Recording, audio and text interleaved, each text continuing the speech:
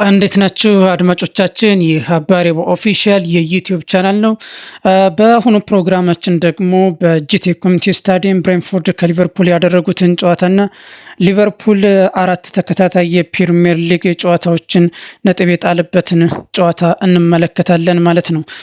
በላይናፕ በኩል ሁለቱም ቡድኖች ያው 4-2-3-1 ነው የተጠቀሙት። በሊቨርፑል በኩል ኬርኬዝ፣ ኮናቴ፣ ቪቪዲ እና ብራድሊ በተከላካይ ቦታ ሲገኙ ዘቦዝላይ እና ጆንስ ናቸው የተጣመሩት።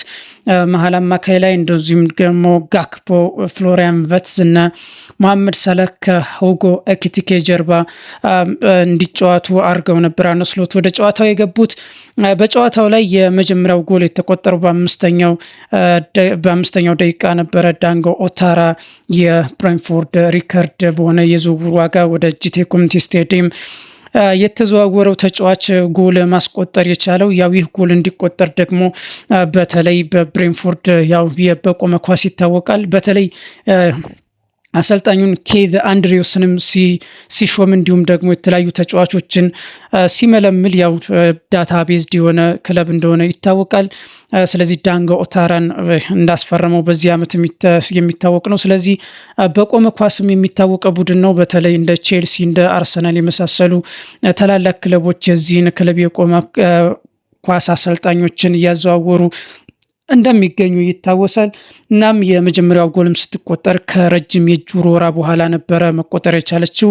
ለዚህ ጎል ደግሞ እንደዚሁ የኬርኬዝ የመከላከል ችግር ታይቶበት ነበረ። ሁለተኛዋ ጎል ደግሞ ስትቆጠር በ45ኛው ደቂቃ እንደም ኬቪን ሼድ ማስቆጠር ችሏል። ዳምስጋርድ አስደናቂ የሆነ አሲስት ካደረገለት በኋላ ነበር ይችን ጎል ማስቆጠር የቻለው። ብሬንትፎርዶች 2-0 መምራት ችለው ነበር ከ5 ደቂቃ በኋላ ግን 45ኛው ደቂቃ አልቆ በተጨመረው 5ኛው ደቂቃ ግን በሊቨርፑል ዲፌንስ በኩል በጣም ችግር ላይ የነበረው ሚሎሽ ኬርኬዝ 2-1 የሚያደርጋቸውን ጎል በማስቆጠር ነበረ ወደ እረፍት ያቀኑት።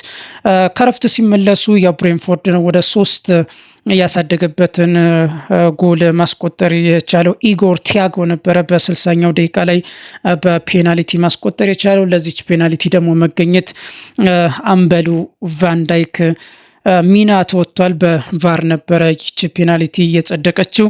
እናም ኢጎር ቲያጎ 6ኛ የዚህ የፕሪሚየር ሊጉ አመት በብሬንትፎርድ 6ኛ ጎሉን ማስቆጠር ችሏል ማለት ነው። በተለይ በቫንዳይክ በኩልም ትላንትና ፔናልቲም ከማስገኘቱ በተጨማሪ በተለይ በመከላከሉ ስፍራ ያው ከኮናቴ ጋር እንደሚጣመር ይታወሳል። እንዲሁም በመከላከሉ ስፍራም ጥሩ እንቅስቃሴን እንዳላደረገ የሚታወስ ነው ማለት ነው። እናም አዳዲስ ቅያሪዎችን ማድረግ ጀመሩ ከ60ኛው ደቂቃ ከዚች ጎል በኋላ በተለይ ሮበርትሰን ሲቸገር የነበረው ሚሎሽ ኬርኬዝን እንደዚሁም ደግሞ ፍሬዴሪኮ ኬዛ ደግሞ ጋክፖን ቀይረው ወደ ሜዳ መግባት ችለው ነበር። በአንዴ 3 ተጫዋቾችን ነው መቀየር የቻሉት። ማካሊስተርም እንደዚሁ በኮኖር ብራድሊ ተቀይሮ ገብቷል። 3ቱ ተጫዋቾች አንድ ላይ ተቀይረው ገብተው ነበረ። ኋላ ደግሞ ጆንስን በእንጉሙ 70ኛው ደቂቃ ላይ ቀይረው ነበረ አርነ ስሎት። በስከዚህም ድረስ ለውጥ አልመጣም። ኋላ ደግሞ በጨዋታው ላይ ጥሩ እንቅስቃሴ ያላደረገው እንደዚህም ደግሞ ፍሎሪያን ቨትዝን ደግሞ በጆ ጎሜዝ ቀይረው በማስገባት 83ኛው ደቂቃ ወደ ሜዳ ማስገባት ችለው ነበር ይህንን ተጫዋች። ነገር ግን ጎልን ማግኘት የቻሉት በ89ኛው ደቂቃ ሁለተኛውን ጎል ሳላህ ዞቦዝ ላይ አሲስት ያደረገለትን ጎል ማስቆጠር ችሏል። ሳላህም ከጊዜያት በኋላ ጎልን ማስቆጠር ችሎ ነበረ። 3-2 ሆኖ ነበረ። ነገር ግን በተጨማሪ ደቂቃዎች ሊቨርፑል ጎል ያስቆጥራል የሚል ግምት ነበረ። ነገር ግን በዚሁ ሁኔታ ነበር 3-2 የተጠናቀቀው ጨዋታው። የተለያዩ ቁጥሮችን በምንመለከትበት ጊዜ በተለይ በፖሴሽን ሊቨርፑል ብልጫ ነበረው። ነገር ግን ኤክሲጅን በማስመዝገብ ደግሞ 2.75 ለ2.3 ብሬንትፎርድ የተሻለ ክለብ ነበረ። ቢግ ቻንስን በመፍጠር ደግሞ በሊቨርፑል በኩል በጣም ችግር ነበረ። 3 ቢግ ቻንሶችን ብቻ ነው መፍጠር የቻሉት። ብሬንትፎርድ ደግሞ 7 ቢግ ቻንሶችን መፍጠር ችለዋል በሊቨርፑል ላይ። በእርግጥ የሊቨርፑል የመስመር የመሃል የመከላከል ችግር እንዳለበት በትላንትናው ዕለት ተመልክተናል። ስለዚህ 7 ቢግ ቻንሶችን በሊቨርፑል ላይ መፍጠር ችለዋል ብሬንፎርዶች። ይህ በጣም ብዙ ቁጥር ነው። ቶታል ሾቶቹን ደግሞ ሊቨርፑል ነው 18 መሞከር የቻለው፣ ብሬንፎርድ ደግሞ 17 መሞከር ችሏል። ነገር ግን ኢላማቸውን የጠበቁ ኳሶችን ግን መሞከር የቻለው ብሬንፎርድ 8 ሲሆን ሊቨርፑል ደግሞ 5 ኳሶችን ነው መሞከር የቻሉት። ኮርነሮችን ያው ብሬንፎርድ 5 ማግኘት ሲችል ሊቨርፑል ደግሞ 4 ኮርነሮችን ማግኘት ችሏል። በጨዋታው ላይ ደግሞ ድዌሎችን ሊቨርፑል 52% የኳስ ብልጫ ቢኖረውም ነገር ግን በኤሪያል ዱዋል በሚባለው ግን 51% በብሬንፎርድ ተበልጧል። ኬት አንድሪውስን ከሾመ በኋላ ብሬንፎርድ በተለይ ቶማስ ፍራንክ ወደ ሊሊ ዋይትስ ወደ ሰሜን ለንደን ካቀኑ በኋላ አዲስ አሰልጣኝን ያው መቅጠራቸው የሚታወስ ነው። ብሬንፎርዶች በተለይ ደግሞ ከፊት ለፊት የነበሯቸው አጥቂዎች እንደ ብሪያን ቤሞ እንዲሁም ደግሞ ወደ ኒውካስል ያመራውን አጥቂያቸውን ያን ዊሳን እንዲሁም ደግሞ ሌሎች ተጫዋቾችን አጥተው ነው ይህንን የሊጋ ዓመት የጀመሩት። እንዲሁም አሰልጣኛቸውን አጥተው ቢጀምሩም በፕሪሚየር ሊጉ በተለይ ከጥሩ እንቅስቃሴዎችን እያደረጉ ይገኛል። ከሊቨርፑል እንኳ ከ6ኛ ደረጃ ላይ ከሚገኘው ሊቨርፑል በ2 ነጥብ ብቻ አንሰው ነው የሚገኙ ብሬንፎርዶች ከዚህ ጨዋታ በኋላ። በተለይ ሊቨርፑል በአንፊልድ ሮድ በነበረው የመርሲሳይድ ደርቢ ኤቨርተንን ተቸግሮ 2-1 አስቀድሞ 2-0 መምራት የሚያስችለውን ውጤት ቢኖረውም ነገር ግን ኋላ 1 ጎል ከተቆጠረበት በኋላ በተደጋጋሚ በኤቨርተኖች አቻን ለማስቋጫነት ጎሉን ለማስቆጠር ጥረት ሲያደርጉ ነበረ። በዛም ሳይሳካላቸው ቀርቶ ሊቨርፑል 2-1 ካሸነፈ በኋላ በፓላስ እንደዚሁ በቆሙ ኳሶች በስተመጨረሻም እንዲሁ ኤዲኒ ኬታ ባስቆጠረባቸው ጎሉ ክሪስታል ፓላስ 2-1 ተሸንፈው ነበር። እንዲሁም ደግሞ ወደ ስታንፎርድ ብሪጅ አቅንተውም እንዲሁ በመጨረሻ ላይ በተቆጠረባቸው ጎል ሌላ የአድር ታይም ኤክስትራ ታይም ላይ በነበረው ጎል ማለት ነው ቼልሲ በዌሊያን ስቴቫ አማካኝነት ሁለተኛውን ጎል አስቆጥሮ እንዲሁ ሊቨርፑል በስታንፎርድ ብሪጅ 2-1 ተሸንፎ ነበረ። ሊቨርፑል ደግሞ በአንፊልድ ሮድ ደግሞ የምንጊዜም ተቀናቃኙን ማንቸስተር ዩናይትድን በአንፊልድ ገጥሞ ደግሞ 2-1 መሸነፉ ይታወቃል። በተለይ በብሪያን ቤሞ መጀመሪያ ደቂቃዎች አካባቢ ጎል ከተቆጠረበት በኋላ ያቻነቷን ጎል ቆይቶ ማስቆጠር ቢችልም ኋላ ደግሞ ማንቸስተር ዩናይትድ ጎሉ ከተቆጠረበት በኋላ በተደጋጋሚ ሊቨርፑልን ፕረስ ማድረጉን ተከትሎ ከፈርናንዴሽ የተሻገረለትን ኳስ ሃሪ ማጓየር አስቆጥሮ 2-1 እንዲሁ በሜዳቸው መሸነፋቸው የሚታወስ ነው። በዚህ በጂቴክ ኮሚኒቲ ስታዲየም ደግሞ የተደረገውን ጨዋታ እንዲሁ 3-2 ተሸንፈዋል። በዛሬው ምሽት በነበረው ጨዋታ ማለት ነው። ነገር ግን ከዚህ ጨዋታ በፊት ደግሞ በኤንትራ ፍራንክፎርት የሻምፒየንስ ሊግ ጨዋታ 5-1 አሸንፈው ነበረ ወደዚህ ጨዋታ የመጡት። ስለዚህ ወደ ትራኩ የገቡ መስለው ነበረ። በተለይ በኤንትራ ፍራንክፈርት 5 ጎሎችን ማስቆጠራቸውን ተከትሎ እንደዚሁም ደግሞ እነ ፍሎሪያን ቨትዝ ደግሞ የመጀመሪያ ጎል ተሳትፏቸውን ማግኘታቸው መሰረት አድርገን በተለይ ሊቨርፑል ወደ አቋሙ ሊመለስ የሚችልበትን ሁኔታ ያገኝ ይመስል ነበር።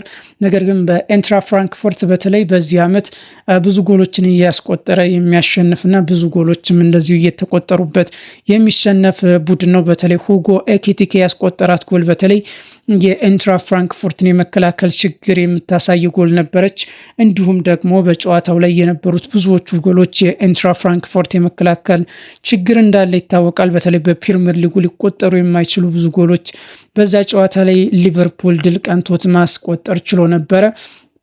ነገር ግን በዚህ በጨዋታው ግን ብሬንፎርድ ደግሞ በተቃራኒው በተለይ በቆሙ ኳሶች እንዲሁ በተደጋጋሚ ሊቨርፑልን ሲፈትኑት ቆይተው ነበረ። ስለዚህ ሊቨርፑል ለአራተኛ ጊዜ በሁሉም የውድድሮች የመሸነፍ እድሉን በኢንትራ ፍራንክፎርት ማዘግየት ቢችልም ነገር ግን በፕሪሚየር ሊጉ ደግሞ ለአራተኛውን የፕሪሚየር ሊጉን ሽንፈት በብሬንፎርድ 3-2 ተሸንፎ የዋንጫ ፉክክሩ እጁን እየሰጠ ይገኛል። ያው አርሰናል ይህንን ጨዋታ ከመጫወቱ በፊት ከሊቨርፑል በ3 ነጥብ ርቆ ይገኛል። እንዲሁ በአርሰናል ደግሞ በኤምሬትስ ድል የሚቀነው ከሆነ አስቸጋሪውን ቡድን ክሪስታል ፓላስን ይገጥማል። ይህን ድል የሚያገኝ ከሆነ በ2 ጨዋታ የሚያክል የ6 ነጥብ ርቀቶችን መጠበቅ ይችላል። ስለዚህ የማንቸስተር ሲቲ ብቻ ይሆናል ማለት ነው ለጊዜው ተቀናቃኙ በአርሰናል በኩል። ምክንያቱም ሊቨርፑል በ6 ነጥብ የሚያረቀውን ለአርሰናል ማመቻቸት ይችላል በጨዋታው ላይ ማለት ነው። መሐመድ ሳላህ ወደ ጎል ቢመለስም በተለይ ድሮ የምናውቀውን ለጎል አሲስት የማድረግና ጎል የሚያስቆጠር ሂደቱን ማድረግ አልቻለም። ፍሎሪያን ቨርትዝም እንደዚሁም ደግሞ ወደ አቋሙ መምጣት አልቻለም። በተለይ በእንግሊዝ እየተፈተነ ይገኛል።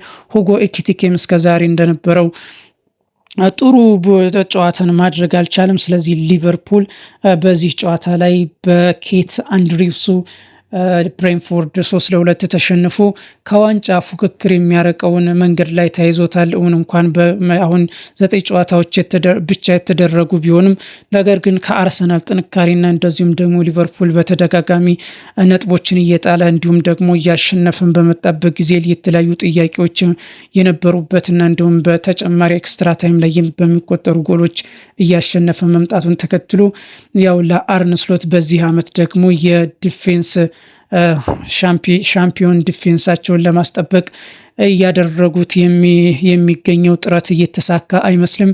በተለይ በፊት ለፊት የሜዳ ክፍል ላይ ብዙ ተጫዋቾችን ማስፈረማቸው ይታወሳል። ወደ 400 እስከ 400 ሚሊዮን ፓውንድ የሚደርስ ክፍያን ፈጽመው እንደ ሁጎ ኤኪቲኬ፣ አሌክሳንደር ኢዛክ እንደዚሁ ደግሞ ሚሎሽ ኬርኬዝ፣ ጀረሚ ፍሬምፖንግ እንዲሁም ደግሞ በአማካይ ስፍራ የነበሩ ተጫዋቾችን ማስፈረም ቢችሉም ያው በዚህ ጨዋታ ላይ እንዲሁም ደግሞ ባለፉት ጨዋታዎችም ላይ ውጤት ማግኘት አልቻሉም። ስለዚህ የአርነ ስሎት ቡድን እየተፈተነ ይገኛል። በቀጣይ አርነ ስሎት ለዚህ መፍትሄ ይፈልጋሉ የሚለው የሚጠበቅ ይሆናል። ነገር ግን በተደጋጋሚ ግን በጨዋታው ላይ እየተፈተኑ ይገኛሉ። የአምናው ደግሞ ምርጡ ተጫዋቻቸውም እንዲሁ በሜዳ ላይ እያገኙት አይገኝም። ራያን ክራቨንበርክን እንዲሁም ደግሞ የመጀመሪያ ተመራጭ ግብ ጠባቂያቸውንም እንደዚሁ ማሊስንም በጉዳት አጥተው ይገኛሉ። ጀረሚ ፍሬምፖንግም እንደዚሁ ከሜዳ የሚያርቀውን ጉዳት አጋጥሞት ወጥቷል። አሌክሳንደር አይዛክም በክረምቱ የዝውውር መስኮት ሰጣ ገባ ምክንያት የፕሪሲዝን ልምምዶችን ማድረግ አልቻለም። ስለዚህ አሁንም ገና የፊትነስ ችግር እንዳለበት ይታወቃል። እንዲሁም ደግሞ ከሁጎ ኤኪቲኬ ጋር እንዴትም ሆነው ሊጣመሩ እንደሚችሉ ገና አለየለትም። ፍሎሪያን ቨርትዝም እንደዚሁ ምንም እንኳን ፖቴንሻሊ ጥሩ የሆነ ተጫዋች ቢሆንም ወደ ሜዳ ገብቶ ግን የጨዋታ ሊቀይር የሚችል ነገር እየፈጸመ አይገኝም። በፕሪሚየር ሊጉ የመጀመሪያውን እንኳን የጎል ተሳትፎን ለማግኘት የኤንትራ ፍራንክፎርትን ጨዋታ መጠበቅ ነበረበት ማለት ነው። በደረጃ ሰንጠረዡ ሊቨርፑል 15 ነጥቦችን ሰብስቦ 6ኛ ደረጃ ላይ መጥቷል። ያው ከአውሮፓ ውድድሮች ከሚያስገኘው ደረጃ ውጭ ሆኗል ለጊዜውም ቢሆን። ማንቸስተር ዩናይትድ ያው በትላንትናው ዕለት ማሸነፉን ተከትሎ 4ኛ ደረጃ ላይ እንዲሁ በ16 ነጥብ መቀመጡን እናስታውሳለን።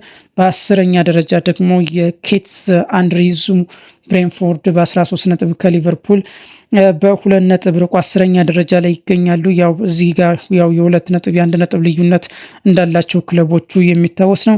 በቀጣይ በካራባው ካፕ ደግሞ ሊቨርፑል በክሪስታል ፓላስን እያሸነፈው የማይገኘውን እንዲሁ ደግሞ በፕሪሚየር ሊጉ ቀደም ብሎ ደግሞ በኮሚኒቲ ሺልዱ አሸንፎት የነበረውን ክሪስታል ፓላስን በካራባው ካፕ በሚድዊክ የሚገጥም ይሆናል።